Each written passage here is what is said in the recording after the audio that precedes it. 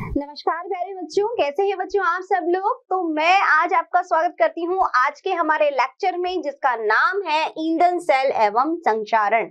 तो बच्चों आज हम क्या पढ़ने वाले हैं, आज हम पढ़ेंगे ईंधन सेल के बारे में।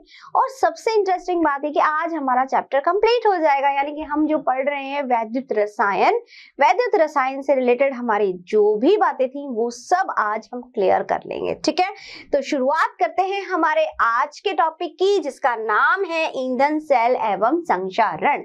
देखो बच्चों, हम क्या पढ़ रहे हैं, हम पढ़ रहे हैं सेल के बारे में। हमने क्या देखा, हमने देखा कि सेल जो है वो अलग अलग तरह के, यही देखा हमने, जहां पर विद्युत ऊर्जा का रासायनिक ऊर्जा में, रासायनिक ऊर्जा का वैद्युत ऊर्जा में मतलब रूपांतरण हो रहा है, और वो सेल हमारे यूज में आते हैं। अब हम क्या देखेंगे, ईंधन सेल। ईंधन सेल से क्या मतलब है वो हम इसमें जानेंगे, और इसमें कैसे काम होता है, यानी इसमें कैसे अभिक्रिया होती है उसके बारे में भी हम देखेंगे। ठीक है, तो शुरुआत करते हैं हम हमारे लेक्चर की आज किससे, ईंधन सेल से। ठीक है, अब ईंधन सेल यानी कि ईंधन मतलब क्या होता है, फ्यूल। ठीक है, तो ईंधन से क्या प्राप्त किया जाए, विद्युत। क्या प्राप्त की जाए, विद्युत। ईंधन के रूप में क्या यूज किया जा सकता है, हाइड्रोजन, मीथेन, इन सबको यूज करके क्या बनाई जाए, इनसे क्या प्राप्त की जाए, विद्युत। तो इस तरह के सेल क्या कहलाते हैं, ईंधन सेल, जहां पर ईंधन को उपयोग में लेकर के, ईंधन को काम में लेकर के, और क्या बनाई जा रही है, विद्युत बनाई जा रही है। क्या बनाई जा रही है, विद्युत बनाई जा रही है। ठीक है, अब विद्युत काम में इससे क्या हो रहा है, इसको उपयोग में लिया जा रहा है मतलब। ठीक है, तो इस तरह का सेल क्या कहलाता है, ईंधन सेल कहलाता है। ठीक है भाई, सीधी सी बात है ना। अब तक जो पढ़ रहे आते थे, मैंने क्या बोला, नाम हम जो पढ़ते हैं ना, आधी चीजें हमारी वहीं सॉल्व हो जाती है, यानी कि हमें उसका कॉन्सेप्ट समझ में आता था, चीज समझ में आती है कि हम क्या पढ़ रहे हैं। हम सेल ही तो पढ़ रहे हैं, हम सेल ही समझ रहे हैं कि सेल कितने प्रकार के थे, अलग अलग प्रकार के सेल देख रहे हैं। अब हम पहले तो हमने क्या देखा, हमने देखा कि सेल की स्ट्रक्चर कैसी है, सेल में क्या भरा हुआ है, कैसे वर्किंग करता है। अब हम देख रहे हैं अलग अलग तरह के सेल, यानी कैसे कैसे सेल होते हैं।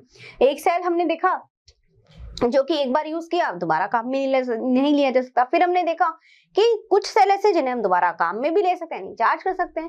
अब इसके अलावा ईंधन या फ्यूल को भी सेल में काम में लिया जा सकता है, बिल्कुल लिया जा सकता है। जब अपोलो प्रोग्राम हुआ था, यानी कि स्पेस में अपोलो स्पेस में भेजे गए थे, तब वहां पर इसी का ही उपयोग किया गया था। किसका, ईंधन सेल का। किसका, ईंधन सेल का।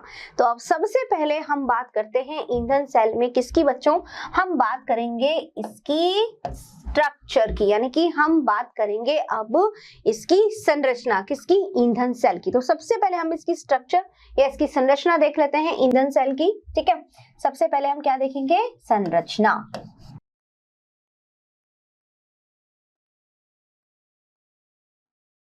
यहाँ पे हम देखेंगे संरचना। संरचना कैसी होगी इसकी, देखिए इसकी जो संरचना होती है वो कुछ इस तरह से होती है।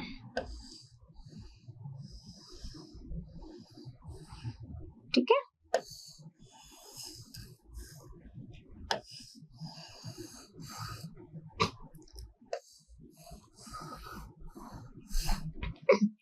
अब देखो इसमें इस तरह से एक इलेक्ट्रोड होता है।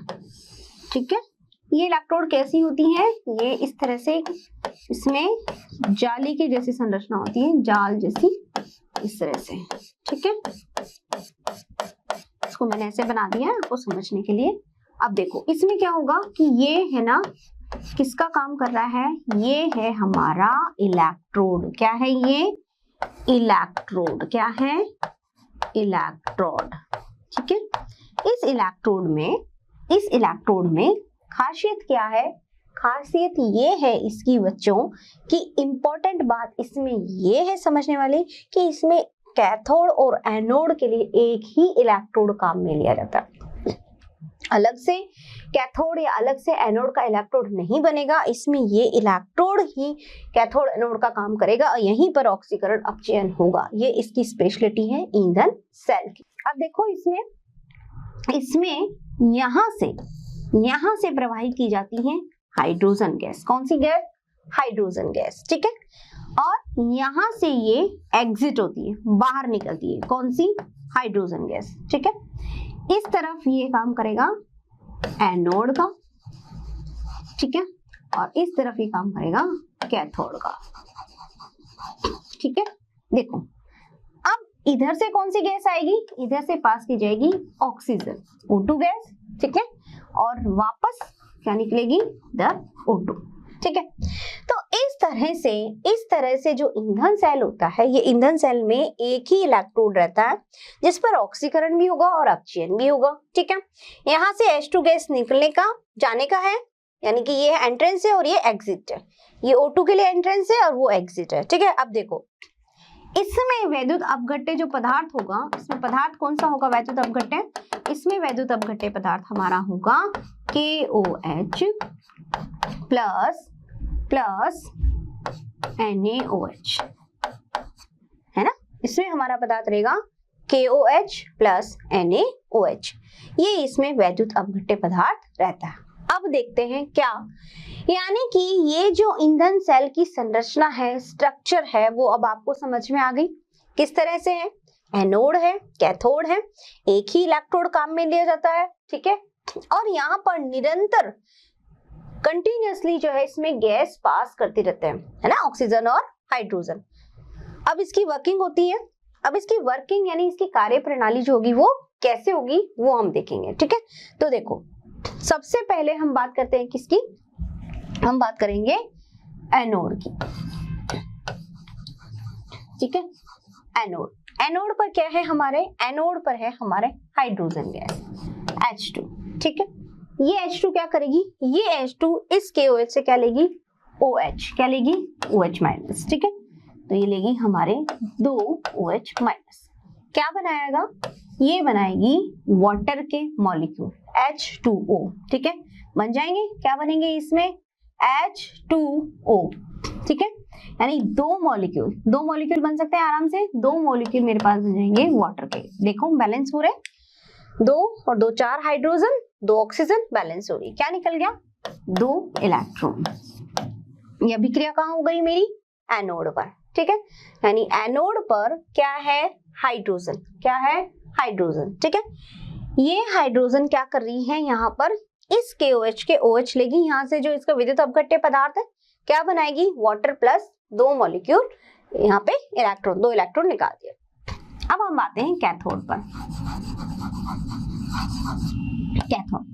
कैथोड पर क्या है मेरे पास में, ऑक्सीजन, क्या है, ऑक्सीजन क्या लेगी, इसके एनोड के इलेक्ट्रॉन, है ना, यही काम में लेगी कौन, ऑक्सीजन। तो ये ऑक्सीजन क्या लेगी, 2 H2O प्लस 2 इलेक्ट्रॉन, ठीक है। तो अब क्या बनाएगी ये, यहाँ पे देखो, ये यहाँ पे मेरे पास में यहाँ पर है 2 + 2, यानी कि 2 कितने हुए टोटल, 4 हाइड्रोजन, कितने, 4 हाइड्रोजन 3 ऑक्सीजन, है ना। तो इसको यहाँ पर देखूं तो ये बनाएगी OH माइनस, लेकिन कितने बनेंगे, ये मेरे पास में बनेंगे बच्चों यहाँ पर अब ये 2 नहीं रहेगा, कितना हो जाएगा, ये हो जाएगा मेरा यहाँ पर 4 इलेक्ट्रॉन। क्यों, क्योंकि हाइड्रोजन कितनी है, 4, तो 2 ना लेकर के मैं कितने लूंगी, 4, तो 4 OH माइनस, क्या होगा, 4 OH माइनस बन गया। तो ये अभिक्रिया मेरी कहाँ हो गई, कैथोड पर, ठीक है। एनोड पर अभिक्रिया फिर से देखिए, इसको फिर से समझिए, देखो ये इसकी संरचना है, ये इसकी संरचना में यहाँ पर जो इलेक्ट्रोड है वो एक ही है, यही कैथोड एनोड का काम कर देगा, इसी पे ऑक्सीकरण और अपचयन होगा क्या, यहाँ से हाइड्रोजन जा रही है, वहां से एग्जिट हो रही है, यहाँ से ऑक्सीजन जाएगी, यहाँ से एग्जिट होने का रास्ता है, ठीक है। अब इसमें ये फ्यूल यहाँ क्या भरा हुआ है, इसके अंदर, यानी ये फ्यूल सेल पढ़ रहे हैं हम, इसके अंदर क्या भरा हुआ, विद्युत अपघट्य पदार्थ KOH एंड NaOH, ठीक है। अब ये जो हाइड्रोजन यहाँ से जा रही है, ये हाइड्रोजन क्या लेगी, 2 OH लेगी, क्या लेगी, 2 OH, ठीक है। कहाँ से लेगी, इस KOH से, OH ले लिया, क्या बनाएगी, वाटर, क्या बन गया, जल बन गया, जल की मॉलिक्यूल बन गए। अब देखो ये जो जल यहाँ पे बना है और ये 2 इलेक्ट्रॉन कौन काम में लेगा, कैथोड पर कौन है, ऑक्सीजन ने क्या काम में लिया, ऑक्सीजन ने काम में लिया ये वाटर मॉलिक्यूल और इलेक्ट्रॉन। अब देखो यहाँ पर मेरे पास में 2 2 4 यानी कि 4 हाइड्रोजन है, 4 हाइड्रोजन 3 ऑक्सीजन है, तो OH माइनस बनेगा, क्या बनेगा, OH माइनस। लेकिन यहाँ पर मेरे पास में एक जो अगर हम देखूं तो इलेक्ट्रॉन कम है, क्या कम है, इलेक्ट्रॉन। तो इलेक्ट्रॉन को बैलेंस करने के लिए कितना है 2 और 2 4 oxygen 4 hydrogen OH minus 4 OH minus बन गया। तो अब यहाँ पर तो 2 इलेक्ट्रॉन जो मैंने लिए थे तो इसको यहाँ कितनी जरूरत है, यहाँ पे 4 इलेक्ट्रॉनों की जरूरत है। किसकी? 4 इलेक्ट्रॉनों की। ठीक है, तो मेरे पास क्या बन गया 4 OH माइनस। ये अभिक्रिया मेरे पास हो गई कहाँ पर? कैथोड पर। ठीक है, अब देखो, अब इसको हम बैलेंस करके लिखेंगे। कैसे करके लिखेंगे? बैलेंस करके। कैसे? देखो, तो अब हम देखते हैं कि ये अभिक्रिया हमने जो अभी पढ़ी, यानी कि हमने देखा कि एनोड और कैथोड पर जो हमारे उत्पाद बन रहे हैं, अब उसको हम सेल अभिक्रिया के रूप में कैसे लिखेंगे। ठीक है, देखिए, सबसे पहले हमने देखा एनोड। एनोड पर हमारा क्या बन रहा है बच्चों? एनोड, है ना। एनोड पर क्या बन रहा है? एनोड पर मेरे पास में है हाइड्रोजन गैस। ठीक है, ये हाइड्रोजन किससे अभिक्रिया करेगी? जो पदार्थ बड़ा क्या भरा हुआ है NaOH और KOH, यानी वहां से क्या लेगी? OH minus. ठीक है, कितने? 2 OH माइनस लेकर के अब क्या बनना चाहिए? देखो, हाइड्रोजन कितने हैं? 2 और 2 4 हाइड्रोजन है, 2 ऑक्सीजन है, तो क्या बनेगा? सीधी सी बात है, 2 मॉलिक्यूल क्या बन जाएंगे मेरे पास में? वाटर के। प्लस कितने इलेक्ट्रॉन निकल जाएंगे यहाँ से? यहाँ से मेरे पास निकल जाएंगे 2 इलेक्ट्रॉन। ठीक है, निकल गए। ये अभिक्रिया मेरी कहाँ हुई? एनोड पर। अब बात करते हैं कैथोड की। किसकी बात करेंगे? कैथोड की। कैथोड पर मेरे पास में क्या है? कौन बैठा हुआ है? ऑक्सीजन। किसके इंतजार में? इलेक्ट्रॉन के इंतजार में। इलेक्ट्रॉन लिया और क्या बना हमारे पास? जो प्रोडक्ट, जो उत्पाद एनोड पर बना है, एनोड पर क्या बना है? 2H2O plus 2 electron. ठीक है, इसको काम में कौन लेगा? कैथोड पर जो ऑक्सीजन है, इसने काम में लिया किसको? 2H2O को प्लस 2 इलेक्ट्रॉन। तो अब अगर मैं यहाँ पे 2 इलेक्ट्रॉन लिखूंगी या नहीं, वो हम देखते हैं अभी। रुको, पहले तो मैंने इसको 2 लिख दिया, 2 इलेक्ट्रॉन लिख देते हैं। ठीक है, अब देखो क्या बनना चाहिए? 2 और 2 कितनी ऑक्सीजन है? 4। 2 प्लस 2 4। हाइड्रोजन भी कितनी है? 4। तो क्या बनेगा? 4 OH माइनस 2 इलेक्ट्रॉन भी लेंगे। तो अब यहाँ पर इलेक्ट्रॉन 2 कैसे होंगे? जब 4 OH है तो इलेक्ट्रॉन भी यहाँ पर कितने हो जाएंगे मेरे? यहाँ पर इलेक्ट्रॉन 2 नहीं बल्कि कितने हो जाएंगे? 4। कितने हो जाएंगे? 4 इलेक्ट्रॉन। कितने हो जाएंगे? 4 इलेक्ट्रॉन। इसको ऐसे समझिए। ठीक है, अब देखो क्यों? क्योंकि हम बैलेंस कर रहे हैं। ठीक है, अब देखो यहाँ पर तो मेरे पास में 2 इलेक्ट्रॉन है, जबकि यहाँ पर 4 इलेक्ट्रॉन है। तो क्या करूंगी? इस पूरी अभिक्रिया को किससे मल्टीप्लाई कर दिया जाए? 2 से। ठीक है, जब इस अभिक्रिया को 2 से गुणा कर देंगे तो मेरे पास जो उत्पाद बनेगा, यहाँ पर जो अभिक्रिया आएगी वो क्या होगी? देखिए, 2H2 प्लस 2 2 जा 4 OH माइनस, है ना। और इधर क्या बनेगा? 2 2 जा 4 H2O प्लस 4 इलेक्ट्रॉन बन गया। ठीक है, अब इस अभिक्रिया को हम लिखते हैं इसकी सेल अभिक्रिया। क्या होगी सेल अभिक्रिया? 4 इलेक्ट्रॉन से 4 इलेक्ट्रॉन गए। ठीक है, 4 OH माइनस से 4 OH माइनस चला गया। क्या बच गया मेरे पास में? 2 H2O, यहाँ पे 4, तो ये 2 H2O कट जाएंगे, यहाँ पे भी 2 कट के कितना बन जाएगा? 2 H2O। क्या बन गया? 2 H2 प्लस O2 और 2 H2O। इसका मतलब मेरे पास क्या प्रोडक्ट बना? वाटर बना। ठीक है, जल बना। तो कहने का मीनिंग ये है कि यहाँ पर जब हमने ईंधन सेल काम में ले रहे हैं। क्या काम में ले रहे हैं? ईंधन सेल का उपयोग किस लिए है? विद्युत उत्पन्न हो रही है ना। तो यहाँ से विद्युत ऊर्जा हम ले रहे हैं किससे? ईंधन सेल से। एनोड पर हमने इसकी अभिक्रिया देखी कि एनोड पर हमारे पास क्या प्रोडक्ट या उत्पाद बन रहा है। ठीक है, उसके बाद हमने कैथोड पर देखा कि कैथोड पर हमारे पास कौन है? ऑक्सीजन। देखो, इस ईंधन सेल में ये स्पेशल है कि एक ही इलेक्ट्रोड काम में लिया जा रहा है, जिस पर कैथोड एनोड यानी ऑक्सीकरण अपचयन दोनों हो रहा है कि नहीं हो रहा? एनोड किसका काम करता है? ऑक्सीकरण का। कैथोड पर क्या होता है? अपचयन, है ना। तो इन दोनों अभिक्रियाओं को जो हमने लिखा और बैलेंस किया तो हमारे पास क्या बना कि H2 और O2 मिलकर के क्या बन रहे हैं? यहाँ पर जल बन रहा है, H2O बन रहा है। ठीक है, तो यह सारी अभिक्रिया हमारी किसकी थी? यह अभिक्रिया हमारी थी ईंधन सेल की। ठीक है, तो ईंधन सेल अब आपको अच्छे से समझ में आ गया होगा, इसमें किस तरह से अभिक्रिया होती है वो भी हमने देख लिया और इसके बारे में समझ लिया। ठीक है बच्चों, तो ये है हमारा एक तरह का सेल है भाई, अलग अलग तरह के सेल ही तो हम पढ़ रहे हैं। हमने कौन कौन से, हमने प्राथमिक सेल पढ़ा, हमने द्वितीयक सेल पढ़ा। प्राथमिक सेल हमने पहले देखा ना, और द्वितीयक सेल भी देखा। प्राथमिक सेल में हमने क्या पढ़ा था, प्राथमिक सेल में हमने पढ़ा था कौन सा, मरकरी सेल, लैक्लांशी सेल, और द्वितीयक सेल में लेड संचायक सेल या सीसा संचायक सेल, है ना।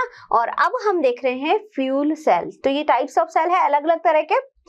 और फ्यूल सेल में हमने, इन सब सेलों में हम क्या देख रहे हैं, इन सभी सेलों में हम यही देख रहे हैं कि किस तरह से इनसे ऊर्जा उत्पन्न हो रही है ना। तो यहाँ पे हमने ईंधन का उपयोग यानी कि मीथेन, हाइड्रोजन, इन सब का यूज करके इनसे यानी ईंधन से क्या प्राप्त की जा रही है, विद्युत ऊर्जा प्राप्त की जा रही है। ठीक है बच्चों, तो ये अभिक्रिया हुई हमारी ईंधन सेल की। देखो इन सभी सेलों में आपको यही याद रखना है कि अभिक्रिया में एनोड और कैथोड पर किस तरह से रिएक्शन होती है, ये सब आपको याद करना पड़ेगा, लर्न करना पड़ेगा। ठीक है, अब इसमें आपको फिर सेल अभिक्रिया कैसे लिखते हैं वो मैंने आपको बता ही दिया कि कैसे कट करना है, और कट करने के बाद जो बचेगा हमारे पास, पहले इधर रिएक्टेंट यानी क्रियाकारक और फिर इधर उत्पाद। तो कैथोड और एनोड पर फाइनली क्या उत्पाद, क्या प्रोडक्ट बनेगा वो हम बता देते हैं। ठीक है, तो ये है सारी बातें हमारी किसके बारे में थी, ये सारी बातें थी हमारी ईंधन सेल के बारे में।